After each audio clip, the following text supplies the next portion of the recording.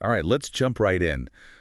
Today we're going to be taking a deep dive into something pretty fascinating and a little bit wild cockfighting in Andhra Pradesh during the Sankranthi festival. Yeah, it's a topic that's definitely generating a lot of buzz right now, and we've got a stack of articles here that really paint a vivid picture of what's going on. And it's crazy the scale of this whole thing. We're talking about drones, AI, bets worth crores of rupees. I mean, it's like something out of a movie.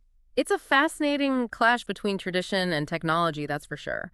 On one hand, you have this ancient practice that's been a part of Sankranti for centuries, and on the other, you have authorities trying to crack down on it using the latest tech. Okay, so for anyone who might not be totally up to speed on this whole cockfighting thing, can we just kind of lay out the basics? Sure. So basically, we're talking about roosters bred and trained specifically for fighting. They have these sharpened blades attached to their spurs, and the fights are pretty brutal, often to the death. Yeah, I mean, it's not exactly a pretty picture, and it's illegal, right? That's right. Cockfighting is illegal in India under the Prevention of Cruelty to Animals Act. But from what I'm reading in these articles, it seems like it's still happening on a massive scale, almost like these events are becoming mini festivals themselves. Yeah, that's one of the things that really jumped out at me too. Some of these venues are incredibly elaborate. We're talking floodlights, fenced arenas, security, VIP sections, the whole nine yards. Wow, seriously, Yeah, like professionally organized. it seems that way. And the betting is off the charts. Some sources estimate the turnover to be anywhere from hundreds to over 1,000 crore rupees. 1,000 crore, that's insane. It's more than some legitimate businesses make. Yeah. So what is it about these events that's drawing people in, besides the gambling aspect, Well, obviously? lot prizes are a huge draw. And we're not just talking about cash prizes. We're talking Mahindra Thars, Royal Enfield motorcycles, even e-scooters. Seriously. E-scooters, that's wild. I read about that B-Tech student who entered the competition hoping to win a Royal Enfield Bullet with his rooster. Yeah, that story really highlights the kind of aspirational value that these prizes hold, especially for younger generations. It's like this whole subculture has sprung up around it. You've got people betting lakhs of rupees, roosters being traded for insane amounts.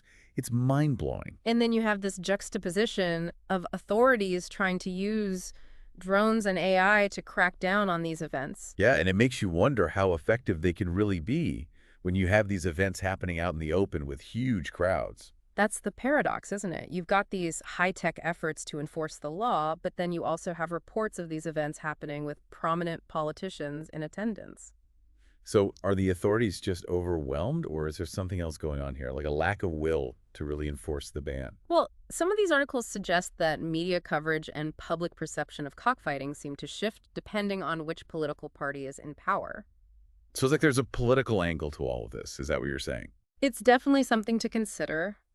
Some people argue that there's a lack of genuine political will to crack down on cockfighting, perhaps because of its cultural significance or maybe even because of the potential economic benefits. Economic benefits. Yeah, there's even talk of regulating and taxing cockfighting like casinos, which could potentially generate a lot of revenue for the government. Wow, regulate cockfighting.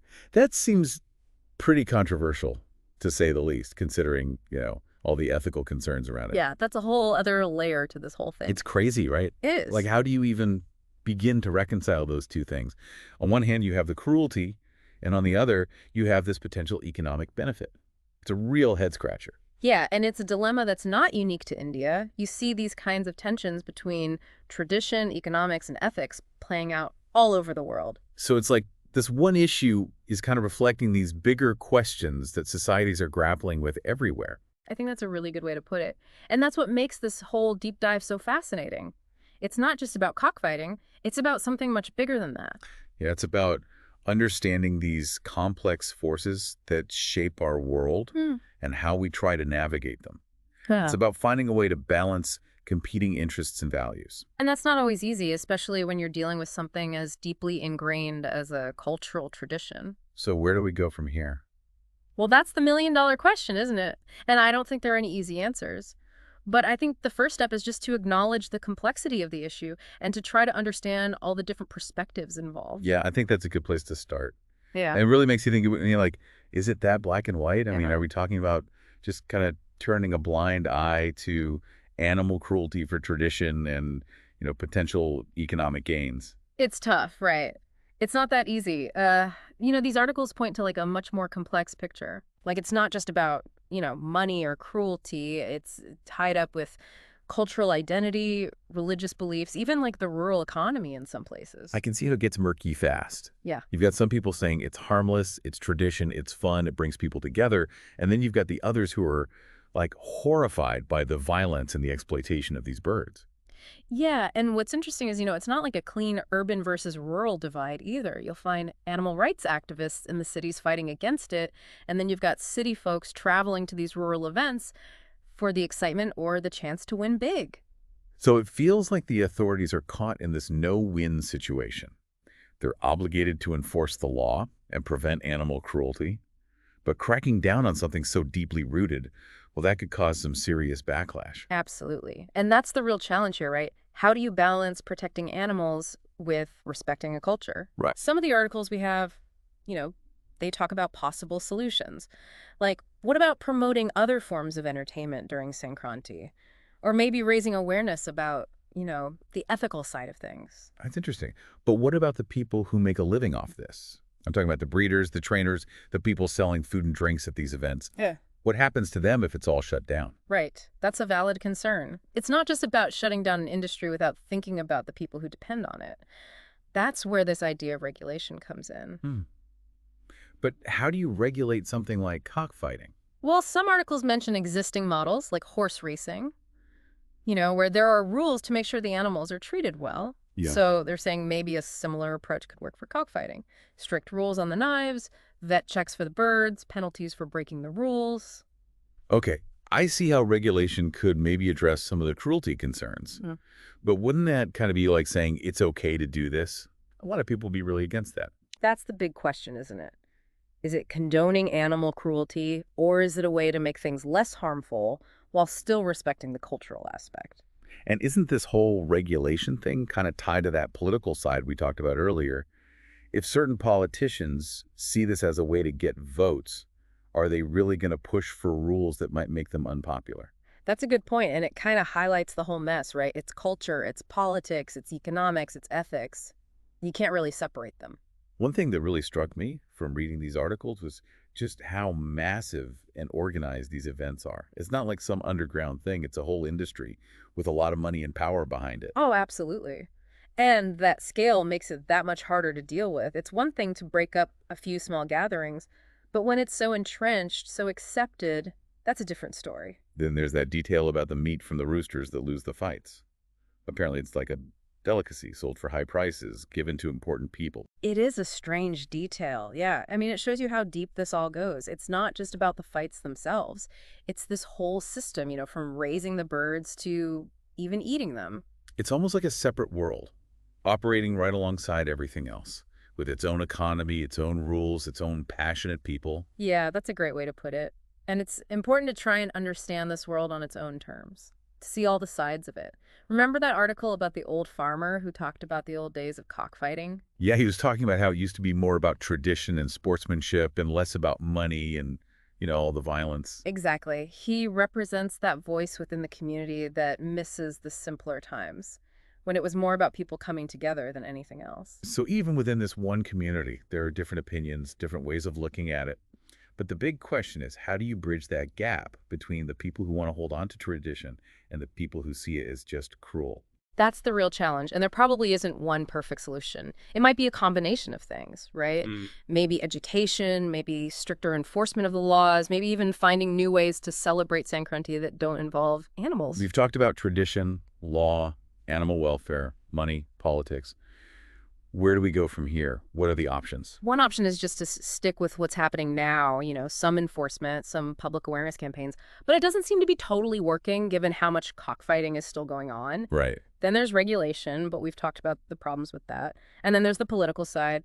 As long as this is about getting votes, will there be any real change? It's all connected. And ultimately, any real solution is going to require people's opinions to change and the politicians to get on board. And that can only happen if we talk about it openly, listen to each other, and try to find solutions that work for everyone. This deep dive has really been eye-opening for me. I had no idea how complicated this whole thing was. It's not a simple issue, but I think talking about it is a good start. Yeah, I mean, it's like we've uncovered this whole secret world and it's got its own economy, its own rules, its own people who are super passionate about it. But so where does that leave us? We've talked about the history, the scale of it all, the money involved, the politics, the ethics. What's the bottom line for someone who's trying to wrap their head around all this? I think the main thing is that there's no simple answer. This isn't a case of just right or wrong. We're dealing with traditions that go way back, economic realities for a lot of people, and strong beliefs on all sides. So to really address this, you got to understand how complex it all is and be willing to have open conversations. Right, so it's not as easy as just saying stop it or shutting down a whole industry. It's about understanding the people, why they do this, and what might happen if things change. Exactly. And you have to remember, this reflects bigger conflicts happening all over the world. Tradition versus modern life, respecting different cultures while also having universal values. This whole cockfighting thing in Andhra Pradesh is kind of like a mini version of these big arguments we're having globally. It's like we're at a crossroads, right? Do we keep doing what we're doing with enforcement and awareness campaigns? Do we try regulation, even with all the ethical issues? Or do we look for totally new solutions, like getting to the root of the problem? And that's the tough part. Finding a way forward that respects the culture but also upholds ethical standards and makes sure everyone's taken care of, people and animals, that's a hard balance to strike, and there's no one solution that'll work everywhere. The articles mention some ideas like maybe promoting different kinds of entertainment during Sankranthi or helping people find other ways to make a living so they're not dependent on cockfighting. Do you think those could work? They're definitely worth thinking about.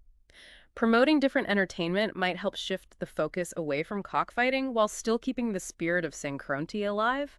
And if you could create new economic opportunities for people, they might not need to rely on this industry as much. But wouldn't that take a lot of commitment from the government, both money and actually wanting to make a change? Absolutely.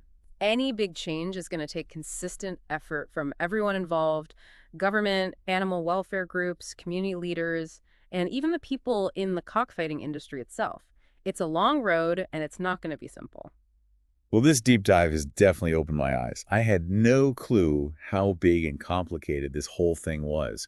It's obvious there's no easy fix, but talking about it like this, I feel like there's hope that we can find a better way. Me too. And I think the first step is making people more aware, get them talking, get them understanding the different sides, and get them thinking critically about what this all means. The more we know, the better chance we have of finding solutions that are both ethical and sustainable. This has been a wild ride, exploring this world of cockfighting in Andhra Pradesh. It's a world full of contradictions, strong feelings, and really tough questions. But it also makes you think about the importance of empathy, communication, and finding common ground. Absolutely. And as we wrap up this deep dive, I have a question for you to think about. If tradition and modern life are really clashing, like some people say, can we figure out how to navigate that without sacrificing our values or losing our cultural heritage? That's a big question, and one we all need to think about. Thanks for joining us on this journey. Hopefully this deep dive has sparked your curiosity and made you want to explore the complexities of the world around us a bit more. Until next time, keep exploring, keep asking questions, and keep those conversations going.